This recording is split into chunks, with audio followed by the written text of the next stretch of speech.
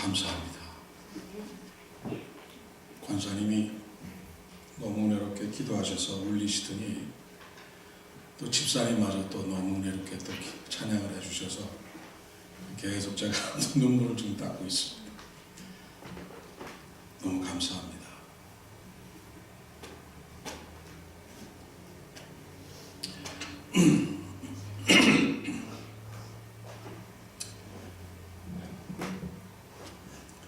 미국 오늘 어느 시골 교회에 한 목사님이 부임해서 오셨습니다.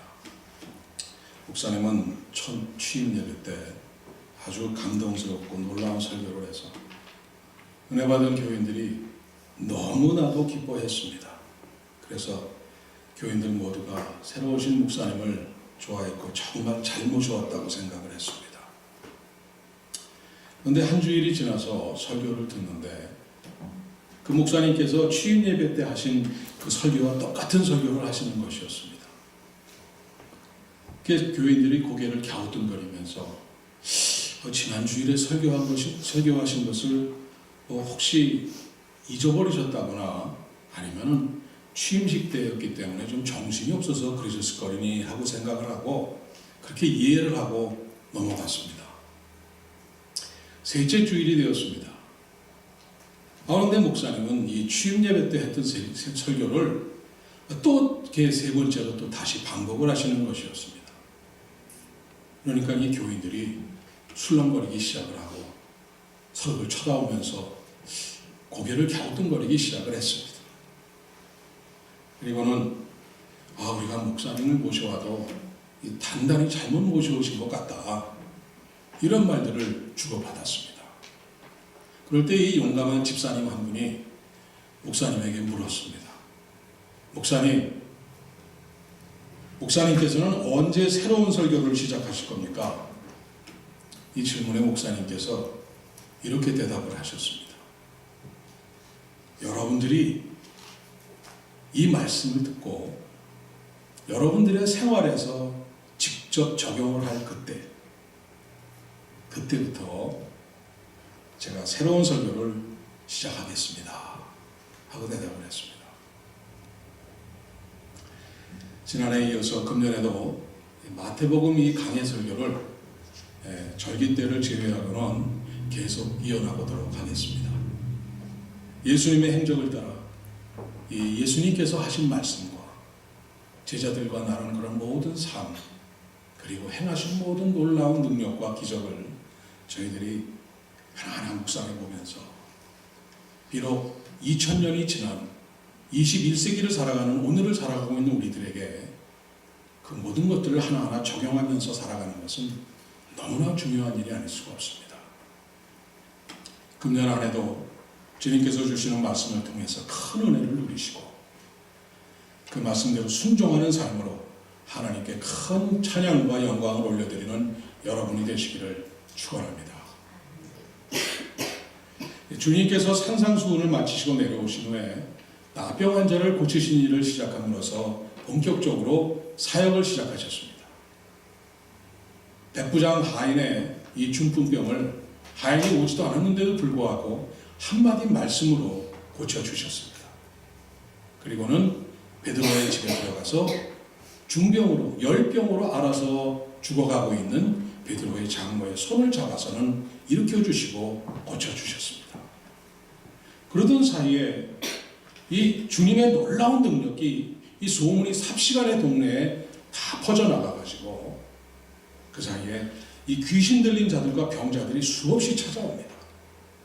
그래서 주님께서 말씀으로 귀신들을 내어줘 주시고 또 병자들을 한 사람도 돌려보내지 않으시고 다 고쳐주셨습니다.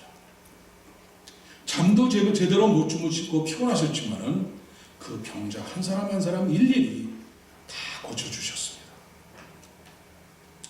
그러던 중에 동이 터서 아침이 되었고 이제 주님께서 갈릴리 바다를 건너가는 배를 타기 위해서 베드로의 집을 나섰습니다. 그런데 더욱 많은 이 무리의 사람들이 모여들어서 아예 이제 주님을 애워쌉니다. 그래서 예수님께서는 제자들에게 어서 배를 타자고 너는 나를 따르라 하면서 재촉하십니다. 그리고는 배에 오르시자마자 너무나 피곤한 나머지 뱃머리에 엎드려서 깊은 잠에 빠지십니다. 주님께서 제자들과 같이 탄 배는 헬라어로 플로이온이라는 단어를 사용했는데, 이 배는 돛을 달지 않은 한 15명 정도가 탈 수 있고, 그리고 또 작은 물고기를 좀 어느 정도 보관할 수 있는 그러한 작은 그런 배였습니다. 아마 저희 교회 사이즈하고 비슷한, 저희들을 다 실을 수 있는 정도의 배가 되리라고 생각을 합니다. 근데 배가 출발한 지 얼마 되지 않아서 어떤 예고도 없이 갑자기 큰 광풍이 몰아치면서 높은 파도가 일어나고 배는 사정없이 흔들리고 막 거의 뒤집히기 직전까지 갔습니다. 주님의 제자 중에는 이 평생을 갈릴리 바다에서 살면서 고기를 잡으면서 잔뼈가 굵은 제자들이 몇 명이나 있었는데도 불구하고 그들의 그 놀라운 기술을 가지고도 속수무책이었습니다. 그래서 어떻게 대처할 방법이 없어서 배가 뒤집히면서 물속으로 곤두박질을 치기 직전이었습니다. 그러자 제자들이 깊은 잠에 빠져 계신 주님을 깨우면서 소리칩니다. 주님, 주여 구원하소서, 우리가 죽겠습니다. 주님 구원하소서, 우리가 죽겠나이다 하면서 소리를 칩니다. 그러자 금방 잠에서 깬 주님께서 일어나서 하시는 말씀이 오늘 본문 26절입니다. 예수께서 이르시되 어찌하여 무서워하느냐 믿음이 작은 자들아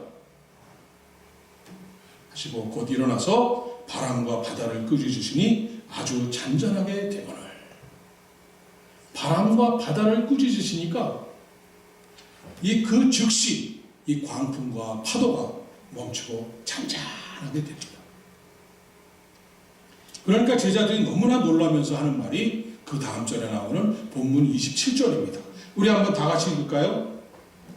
그 사람들이 놀랍게 여겨 이르되 이가 어떠한 사람이기에 바람과 바다도 순종하는가 하더라. 주님께서 도대체 누구시길래 바람과 바다도 말씀 한마디로 즉시 순종하느냐, 이런 말입니다. 이것이 오늘 본문의 배경과 내용이 되는 것입니다. 이번에는 제가 성경에 나오는 본문을 배경으로, 성경에는 쓰여 있지 않지만은 제자들의 입장에서 본문을 제가 다시 한번 해석해 드리겠습니다. 제자들은 이 산상수훈을 통해서 평생 듣지도 못한 그러한 놀라운 말씀들을 들으면서 깜짝 놀랐습니다. 그리고는 주님을 따라서 내려오면서 주님께서 행하신 그 놀라운 능력, 평생 보지도 듣지도 못했던 그러한 것들을 자기들의 눈앞에서, 자기들의 눈으로 주님의 놀라운 능력과 그 행하심을 직접 체험한 것입니다. 그래서 그 제자들이 생각할 때는, 야, 우리들이 그동안에 정말 옳은 스승을 찾기 위해서 일부는 세례 요한의 제자였지 않았습니까? 이렇게 우리가 스승님을 찾기 위해서 방황했던 보람이 있었다. 이제 드디어 우리를 바르게 이끌어 주실 우리 스승님, 선생님을 찾았다. 이렇게 생각을 했습니다. 이제 드디어 이스라엘의 독립도 찾고, 야, 이제 우리 주님께서 이스라엘의 왕이 되시면은 나는 영이죠, 너는 우이죠, 너는 좌이죠, 너는 판서, 이래가면서 아주 그냥, 야, 나 이제 팔자도 고치겠구나 하면서 신이 나 있었습니다. 마음이 들떠 있었습니다. 그래서 주님께서 나를 따르라 하면서 배에 올라타자고 그렇게 재촉하시니까 그 중에 어떤 제자는 조금의 망설임도 있었지만은 모두가 배에 올라타서 주님과 한 배를 타고 그 영광의 날을 위해서 출발을 한다, 이렇게 부푼 꿈을 갖고 출발을 했던 것입니다. 그런데 주님께서 배를 타시자마자 바로 깊은 잠으로 떨어지셨고, 맑고 푸르던 하늘이 시꺼멓게 변하더니 갑자기 광풍이 불고 갑자기 그 잔잔하던 이 바다가 갑자기 거칠고 높은 파도가 이렇게 일어서서는 온통 배를 뒤흔듭니다. 그래서 배에 물이 들어차기 시작을 합니다.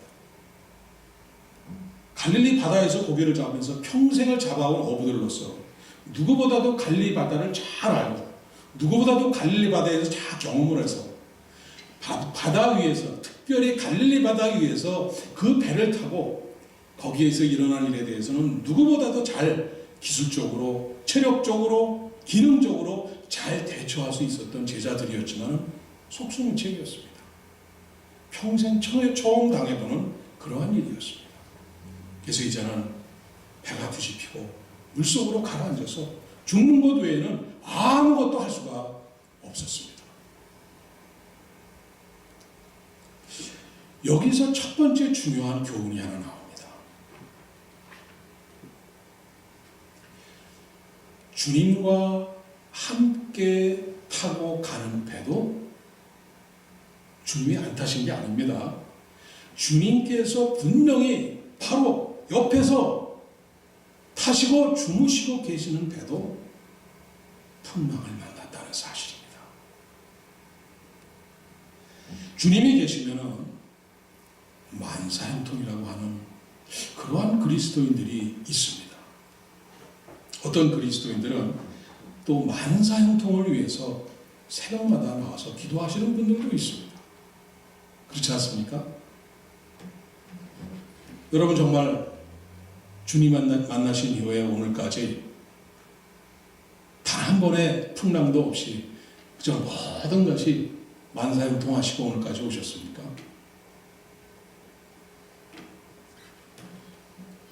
저는 여러분들이 하는 만사형통을 위해서 오늘 이 자리에 계신 분은 없으리라고 믿습니다.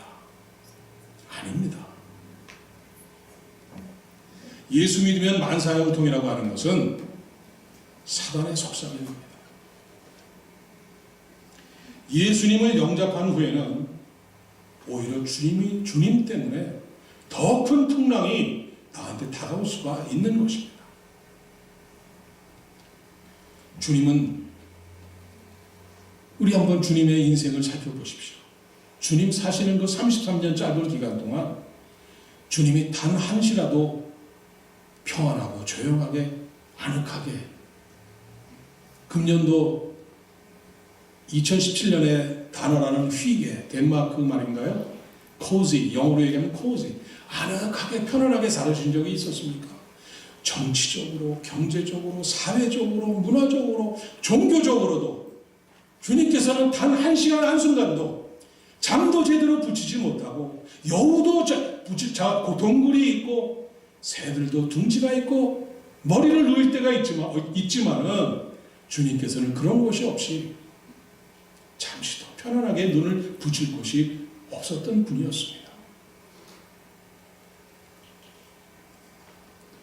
오히려 주님은 그 누구도 경험하지 못했던 가장 힘들고 가난하고 비참한 인생을 사시다가 여러분 패션 영화 눈 뜨고 제대로 못 보시죠? 눈 가리고 보시는 분도 계시듯이 가장 끔찍하고 처참하게 돌아가신 분이 주님이십니다. 성경에 나오는 모든 믿음의 선진들을 편하고 부유한 생을 즐길 수 있었지만은 그들이 하나님과 동행하는 삶을 택하고 나서부터는 주님이 그 십자가의 길을 따르기로 나선 그 순간부터는 그들의 삶은 고난과 고통의 연속이었음을 우리는 성경 전체가 증거하고 있는 것을 우리는 잘 알고 있습니다. 그런데 정말 우리 그리스도인의 삶은 고난과 고통만 연속되는 이런 인생입니까? 이러한 삶입니까? 그럼 왜 우리가 그리스도의 기독교인이 되었습니까? 그것은 세상이 모르기 때문에 그런 소리를 하는 것입니다. 세상이 모르는 주님을 만나지 못한 사람들은 도저히 맛볼 수 없는 주님과 동행하는 즐거움과 그 주님께서 주시는 주님과 동행하는 자에게만 주시는 그 평강을 모르기 때문입니다. 주님을 따르는 성도들은 확신이 있습니다. 주님과 함께 동행하는 길에는 풍랑이 없는 것이 아니라 크고 작은 풍랑이 쉴 새 없이 나를 향해서 다가옵니다. 그러나 주님과 동행하는 사람은 결코 염려할 일이 없는 것입니다. 왜 그렇습니까? 주님께서 같이 하시기 때문입니다. 주님께서 주님, 풍랑이 다가옵니다. 주님, 구원해 주시옵소서. 내가 지금 죽게 되었습니다. 그 소리를 들으시면 주님께서는 즉각 일어나셔서 잔잔하게 해주시는 것을 우리는 알고 믿기 때문입니다. 어떠한 심한 풍랑 속에서도 주님이 임재하고 계신 배를 탄다면 그것은 시편 91편 1절에 표현한 대로 지존자의 은밀한 곳이 되는 것입니다. 주님과 깊은 은밀한 관계 속에 있는 성도라면 아무리 커다란 폭풍이 몰아쳐도 주님과 같이 깊은 잠에 들어갈 수 있는 평강이 있습니다. 주님 안에서의 평강이 모든 두려움과 염려를 물리칠 수가 있습니다. 여러분, 초대교회 시절에 사도행전에 나오는 베드로의 사건을 아시죠? 초대교회에 야고보 사도가 죽고 나서 큰 박해가 일어나서 이제 모든 예수님의 제자들을 잡아들입니다. 그때 베드로도 잡혀 들어갔습니다. 그런데 어떻게 했습니까? 큰 지진이 일어나서 옥문이 열리고 그 쇠사슬이 다 풀어졌습니다.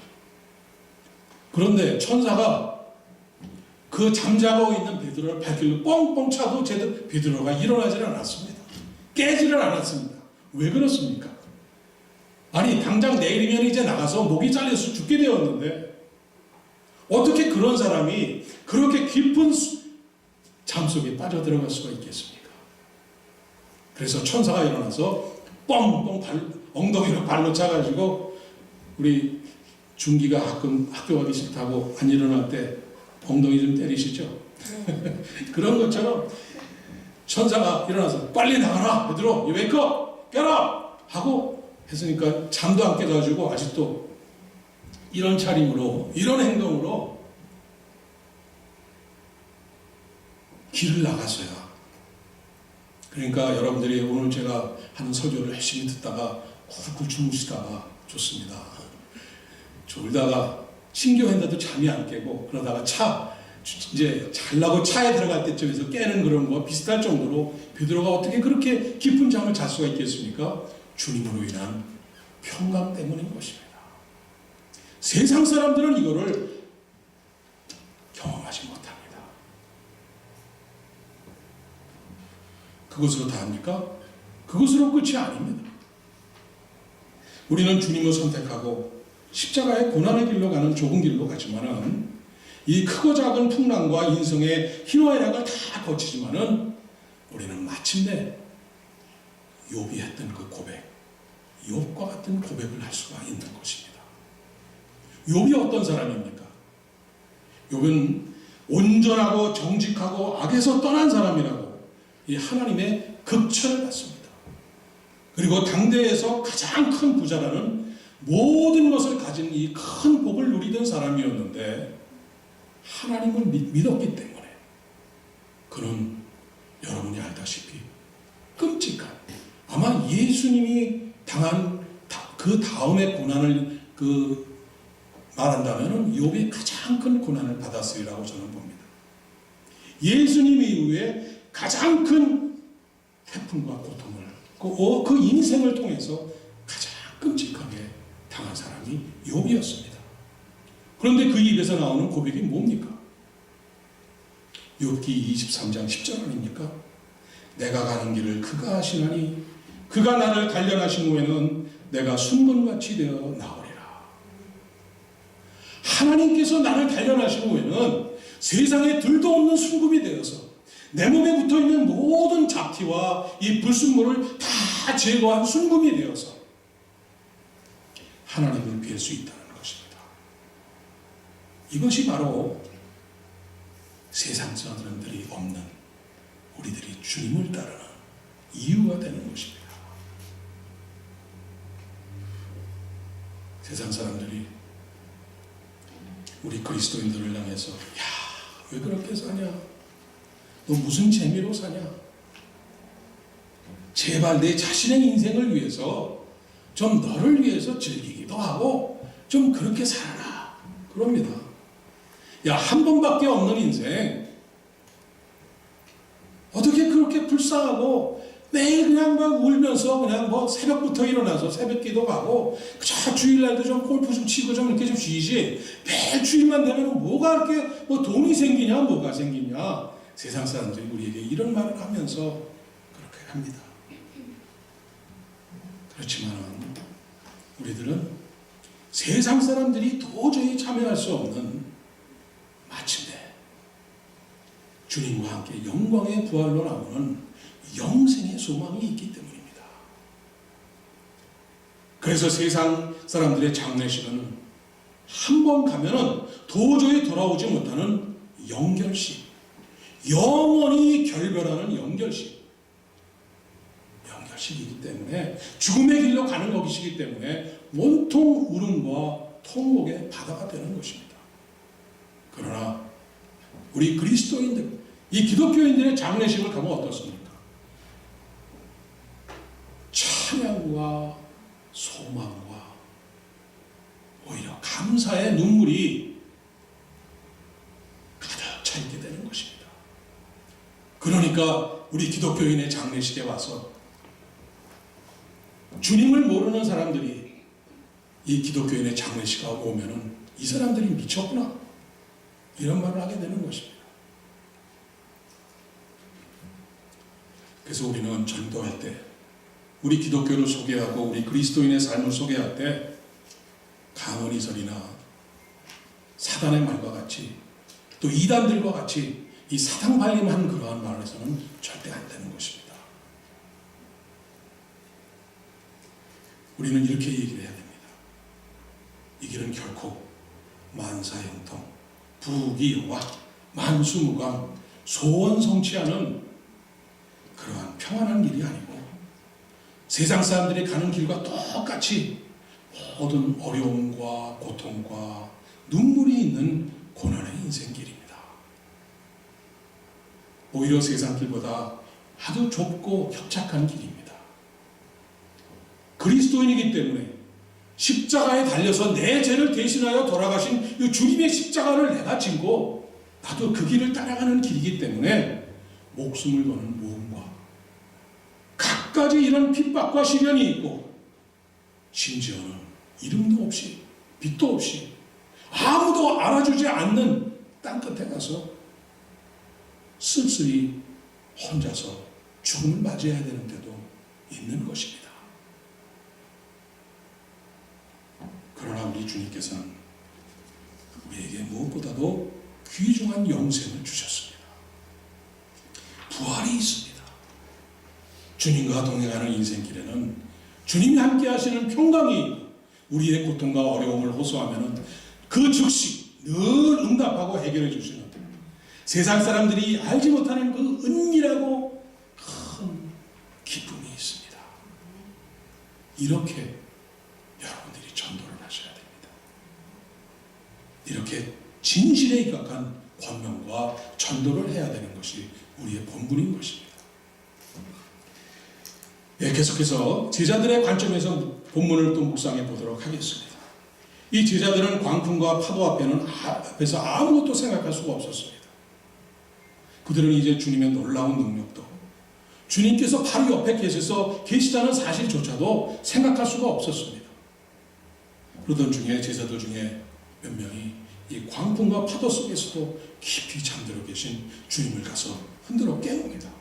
그리고는 천둥 번개 소리로 들리질 않으니까 악을 바락바락 쓰면서 온몸을 다해서 주님께 외칩니다. 주님, 주여, 구원하소서. 우리가 죽게 되었습니다. 주님, 구원하소서. 내가 죽게 되었습니다.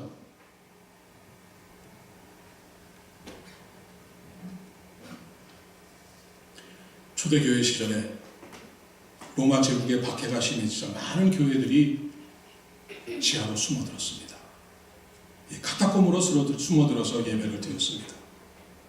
이 로마 당국의 박해와 배척으로 인해서 그저 매일 순교자들이 나오고 매일 장례를 치르고 매일 죽어나가는 사람들이 배출되었습니다. 사방에서 들려오는 소리는 울음소리와 고통의 신음소리였습니다. 거기에 가난과 굶주림까지 덮치자 견디지 못하고 두려움으로 믿음을 배신하고 다시 과거로 돌아가는 사람들도 생기기 시작했습니다. 남아있는 성도들과 제자들은 끝까지 인내하면서 믿음을 지키기 위해서 헌신의 힘을 다했습니다. 그때 교회의 지도자들은 바로 오늘 본문 마태복음 8장 23절 27절 오늘 본문을 자주 설교하면서 모두가 울면서 한 목소리로 외치면서 기도했습니다. 주여 구원하소서 우리가 죽겠나이다 하면서 울부짖으면서 기도했습니다.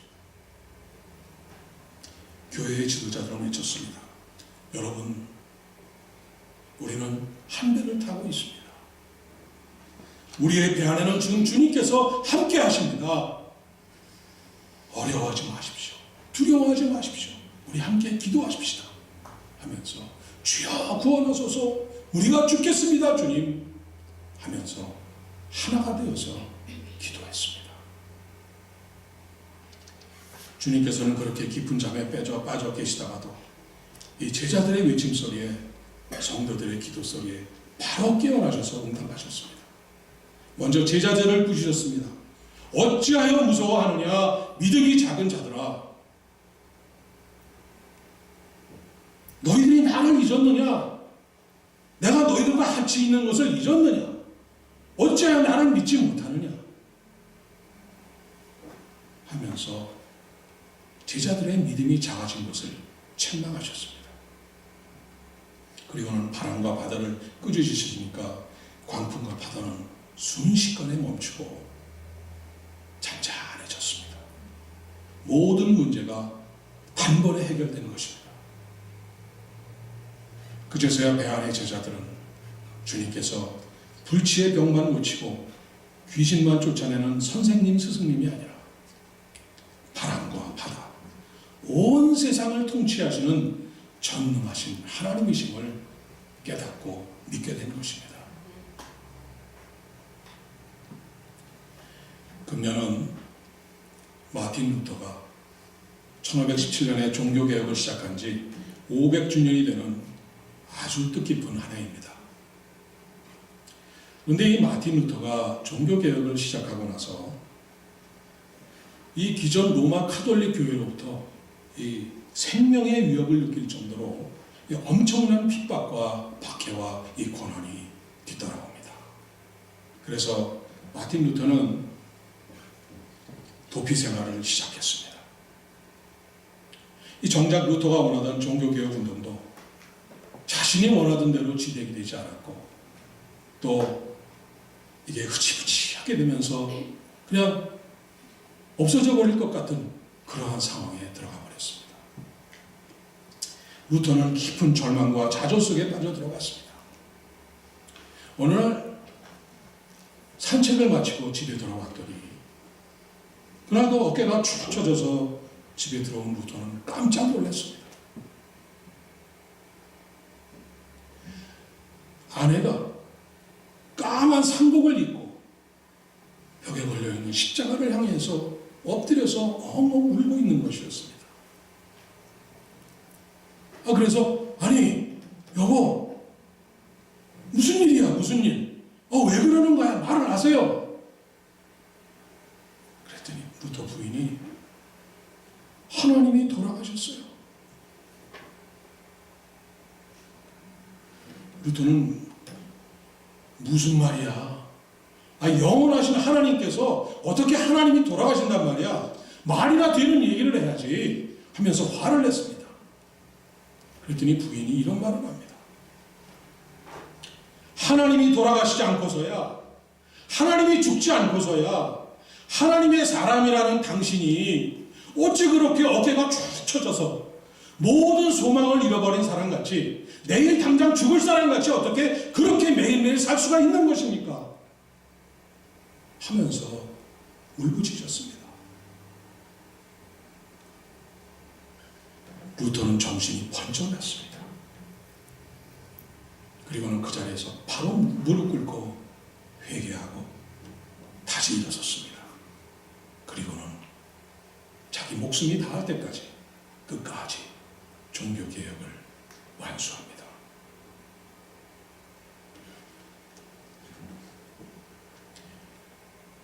2017년 새해가 되었지만 주변에서 들려오는 소리와 실제로 우리를 조여오는 모든 이 삶의 환경은 도저히 예측할 수 없는 불확실함 속으로 점점 빠져가고, 이 uncertainty, 이 불확실성이 점점 커져가고 있습니다. 불안과 염려와 두려움으로 우리들을 아주 위축시키고 있습니다. 여러분, 하나님께서 돌아가셨습니까? 주님께서 우리 은혜와 평강교회, 우리 은혜와 평강교회 방주에 지금 타고 계시지 않습니까? 여러분의 가정이란 배에 주님께서 지금 동승하고 계시지 않습니까? 주님을 잊어버리셨습니까? 주님께서 같이 하시는데 왜 두려워하십니까? 주님께서는 귀신도 쫓아내고 모든 불치의 병들도 다 고치실 뿐 아니라 바람과 바다도 순종하는 온 세상을 주관하시는 하나님이심을 잊으셨습니까? 왜 하나님을 찾지 않으십니까? 왜 하나님에게 나 죽습니다 하나님 하고 외치시지 않으십니까? 오늘 주님께서 여러분에게 말씀하십니다. 어찌하여 무서워하느냐, 믿음이 작은 자들아. 여러분의 믿음이 왜 그렇게 작게 오그라들었냐는 것입니다. 지금 여러분의 육신의 눈에는 세상이 하나님보다 크게 보이지만 이 세상을 움직이는 분은 여러분의 배, 여러분의 가정, 우리 교회에 타고 계신 하나님이십니다. 이 전지전능하신 그 능력의 하나님을 모시고 계신 우리가 왜 우리 믿음이 작아지고 소망 없이 살 수가 있겠습니까? 사랑하는 여러분, 무서워하지 마십시오. 두려워하지 마십시오. 나를 따르라. 이 주님의 말씀을 믿고 우리는 주님과 한 배에 타고 은혜와 평강교회라는 배를 타고 저희들은 출발을 해서 이제 금년도 5년을 맞이하는 해에 들어섰습니다. 오늘부터 열심으로 큰 목소리로 하나님을 찾고 외치십시오. 배 안에 탄 제자들과 같이, 지하 카타콤 굴 속에서 함께 기도하던 성도들 같이 우리도 함께 기도하고, 혹시 주무시고 계실지 모를 주님을 깨우셔야 됩니다. 주여 구원하소서. 우리가 죽겠나이다. 내 가정과 사업을 구해 주시옵소서. 우리 교회를 지켜 주시옵소서. 이렇게 기도하실 때 즉시 일어나셔서 응답하신 우리 주님의 놀라운 능력과 은혜를 직접 체험하는 여러분들이 되시기를 간절히 축원드립니다. 기도하겠습니다.